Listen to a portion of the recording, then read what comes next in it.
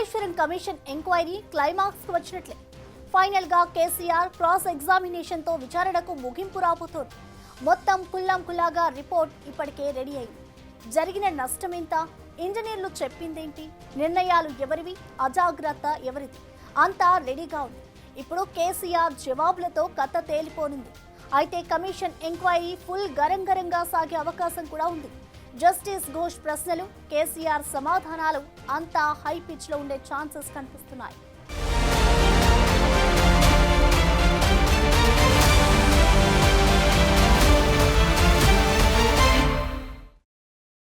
ఇష్టం వచ్చిన సొల్లు మాట్లాడుతుంటే నాతోనేనా మాట్లాడేది?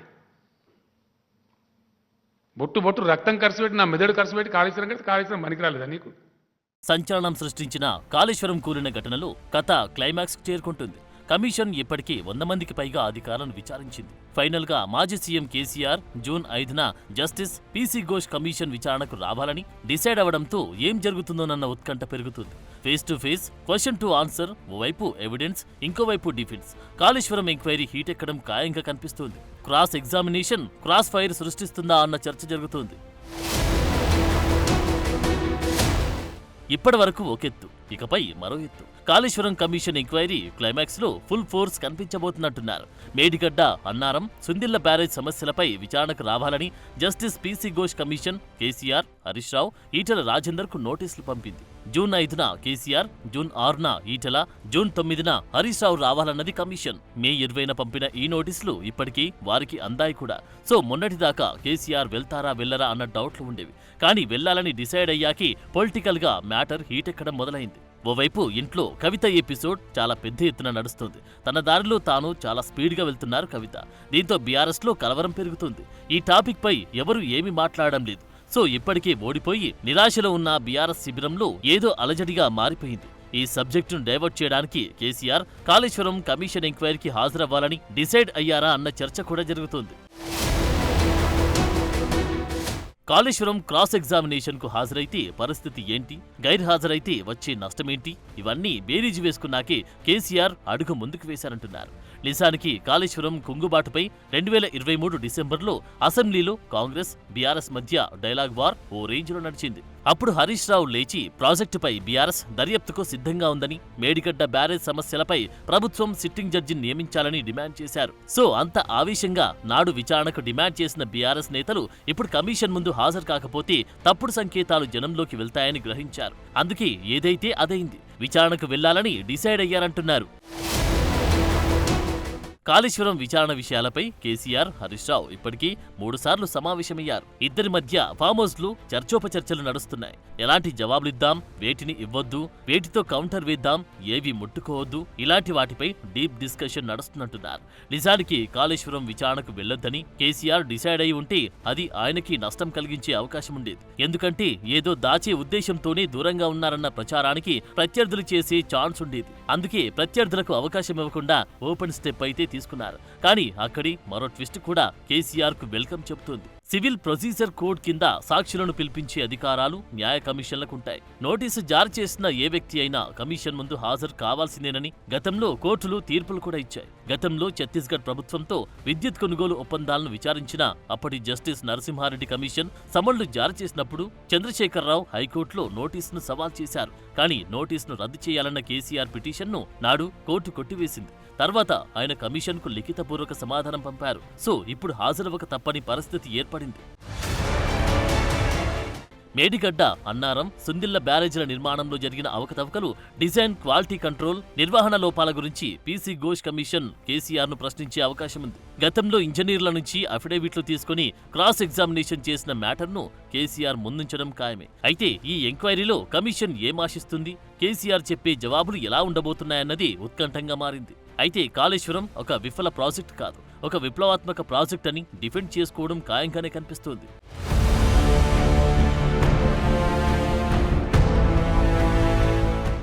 ఈ ప్రాజెక్టు ద్వారా 70 లక్షల ఎకరాలకు సాగునీరు అందించడం, గోదావరి నదీ నీటిని ఎత్తిపోసి రాష్ట్రాన్ని సస్యశ్యామలం చేయడం వంటి విషయాలను హైలైట్ చేసేలా ఫామ్ హౌస్ లో వ్యూహాలు నడుస్తున్నాయంటున్నారు. కాళేశ్వరం ద్వారా చెరువులు, బావులు, భూగర్భ జలాలు పెరిగాయని, భూముల ధరలు పెరిగాయన్న వర్షన్ను ప్రస్తావించే ఛాన్స్ ఉంది. పైనుంచి వచ్చిన ఆదేశాల ప్రకారమే నడుచుకుంటామని ఇప్పటికే కమిషన్ విచారణకు హాజరైన వాళ్ళు చెప్పి వెళ్లారు. వాటికి కేసీఆర్ ఆన్సర్ ఎలా ఉంటుందన్నది ఈ మొత్తం ఎంక్వైరీలు టర్నింగ్ పాయింట్ కాబోతుంది. అయితే అక్కడ ట్విస్టులు కూడా ఉండి ఛాన్స్ ఉందంటున్నారు.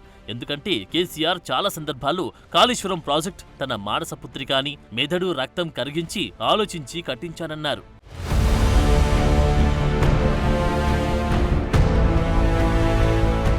సో కేసీఆర్ తనను తాను కాపాడుకునేలా నిర్ణయాలు సమిష్టిగా సాంకేతిక నిపుణుల సలహా ఆధారంగా తీసుకున్నామని, తాను ఒక్కడే బాధ్యుని కాదని వాదించే అవకాశముంది. ఇరిగేషన్ డిపార్ట్మెంట్, ఫైనాన్స్ డిపార్ట్మెంట్, కాంట్రాక్టర్ల బాధ్యతలను హైలైట్ చేయొచ్చంటున్నారు.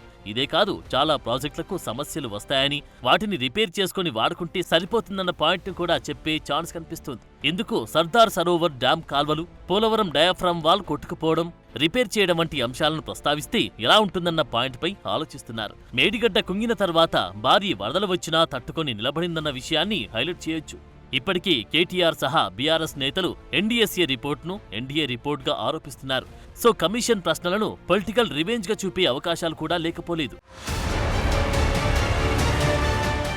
ప్రాజెక్టు ఖర్చు రాష్ట్ర ఆర్థిక వ్యవస్థకు భారం కాదని, రైతుల ఆదాయాన్ని పెంచిందని, భూముల విలువను పెంచిందని చెప్పే అవకాశముంది. రాజకీయ కక్ష తప్ప మరొకటి లేదు అన్న పాయింట్ను హైలైట్ చేసేలా ఫామ్ హౌస్లో చర్చలు జరుగుతున్నాయంటున్నారు.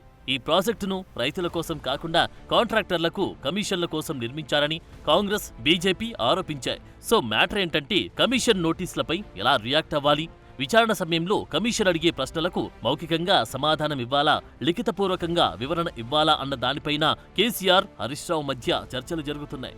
ఇప్పటికే విచారణకు వెళ్లి వచ్చిన రిటైర్డ్ ఇంజనీర్లతోనూ సంప్రదింపులు జరుపుతున్నట్లు ప్రచారమైతే జరుగుతుంది.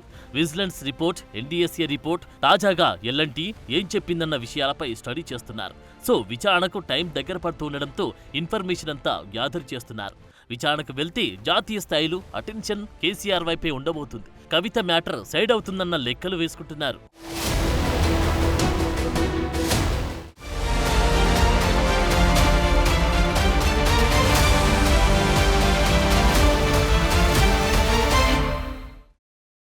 కాళేశ్వరం కమిషన్ ఇప్పటికే విచారణను దాదాపు పూర్తి చేసింది.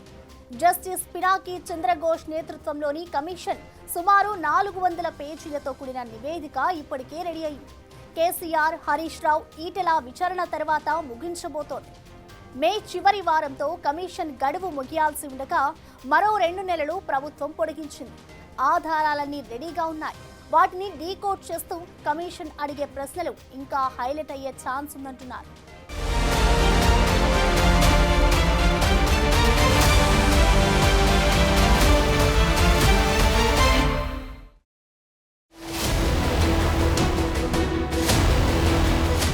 గతేడాది మార్చిలో జస్టిస్ పీసీ ఘోష్ నేతృత్వంలో కాళేశ్వరం కమిషన్ ఏర్పాటయింది. ఫైనల్ రిపోర్ట్ ఇచ్చేందుకు ఈ ఏడాది జూలై 31 వరకు గడువుంది. అయితే ఇన్ని రోజులుగా జరిగిన విచారణ చాలా పకడ్బందీగా జరిగింది. 100 మందికి పైగా అధికారులు, ఇంజనీర్లు, నిర్మాణ సంస్థల ప్రతినిధుల నుంచి అఫిడవిట్లు ముందుగానే సేకరించారు. నీటిపారుదల, ఆర్థిక శాఖల అధికారులు, హైడ్రాలజీ నిపుణులు, కాగ్ అధికారులను విచారించారు. Vigilance, national dam safety authority నివేదికలను పరిశీలించారు. కమిషన్ క్రాస్ ఎగ్జామినేషన్ ద్వారా సాక్ష్యాలను లోతుగా పరిశీలించింది. ఇంజనీర్లు, ఐఏఎస్ అధికారులు, మాజీ ఈఎన్సీలు, చీఫ్ ఇంజనీర్లను ప్రశ్నించారు. బ్యారేజీల స్థల ఎంపిక, డిజైన్ మార్పులు, నిర్మాణ హడావిడి వంటి అంశాలపై అస్సలు మ్యాటర్ కనుక్కుంది కమిషన్. మొదట రాజకీయ నాయకులను బహిరంగ విచారణకు పిలవకుండా డాక్యుమెంట్ ఆధారాలతో నివేదిక సిద్ధం చేయాలని కమిషన్ అనుకుంది. అయితే న్యాయపరమైన సమస్యలు రాకుండా ఈ ప్రాజెక్టు నిర్మాణంలో కీలకంగా ఉన్న కేసీఆర్, హరీష్ రావు, ఈటెలను కూడా విచారించాలని తరువాత నిర్ణయించి నోటీసులిచ్చింది. విచారణ సమగ్రంగా సాంకేతిక, ఆర్థిక అంశాలను లోతుగా పరిశీలిస్తూ స్వతంత్రంగా జరుగుతోంది. ఇంత పకడ్బందీగా వ్యవహారం నడిపిన కమిషన్ ఇప్పుడు కేసీఆర్ కు సంధించబోయే ప్రశ్నల విషయంలో ఇంకెంత అలర్ట్ ఉంటుందో చెప్పనవసరం లేదు. సో కమిషన్ కేసీఆర్ ముందుంచే డాక్యుమెంటరీ ఎవిడెన్స్ ఏంటి, వాటికి మాజీ సీఎం జవాబులు ఎలా ఉండబోతున్నాయి అన్నది ఇప్పుడు హాట్ టాపిక్.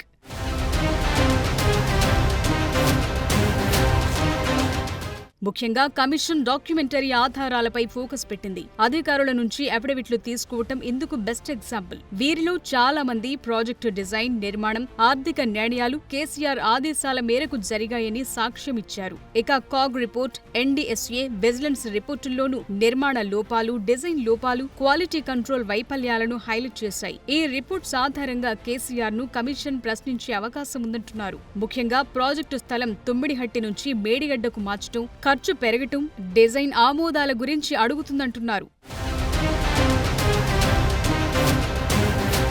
ప్రాజెక్టు ఖర్చు 80,000 కోట్ల నుంచి 1.47 లక్షల కోట్లకు పెరగటానికి కారణాలను, ఈ ఖర్చు ఆమోదంలో కేసీఆర్ పాత్రను కమిషన్ పరిశీలించొచ్చు. కొందరు కాంట్రాక్టర్లకు పని పూర్తి కాకముందే చెల్లింపులు చేయటం, ప్రణాళికలో లేని పనులకు బిల్లులు ఆమోదించడం గురించి కమిషన్ ప్రశ్నించే ఛాన్స్ ఉంది. గతంలో విచారణకు వచ్చిన అధికారులు ఇచ్చిన సాక్ష్యాలను కేసీఆర్ చెప్పే జవాబులతో పోల్చి చూసి వైరుధ్యాలుంటే వాటిని మరింత లోతుగా పరిశీలించే అవకాశముంది. సో ఈ క్వశ్చన్స్ కు వీడియో కాన్ఫరెన్స్ ద్వారా లేదంటే స్వయంగా హాజరయ్యే ఆప్షన్ ద్వారా జవాబు చెప్పే ఛాన్స్ ఉంది. ఓవరాల్ గా చూస్తే నిర్ణయాలను సాంకేతిక నిపుణుల సలహాల ఆధారంగా తీసుకున్నామని, బ్యారేజీలు కూలటం సాంకేతిక లోపం కారణంగానే జరిగిందని చెప్తూనే చిన్నపాటి రిపేర్లతో నడిపించొచ్చు అన్న వాదనను కేసీఆర్ వినిపించే అవకాశాలైతే ఉన్నాయి.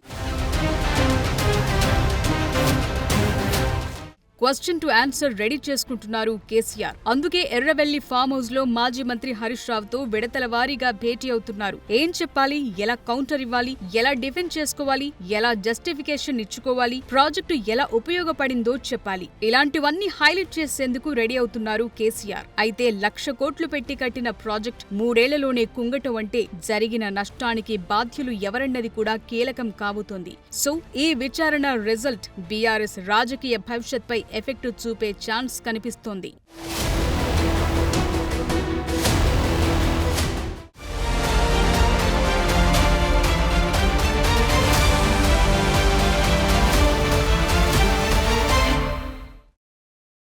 సో కేసీఆర్ కాళేశ్వరం కమిషన్ ఎంక్వైరీకి వస్తున్నారంటే భారీ గ్రౌండ్ వర్క్ చేసుకుంటున్నట్లే లెక్క.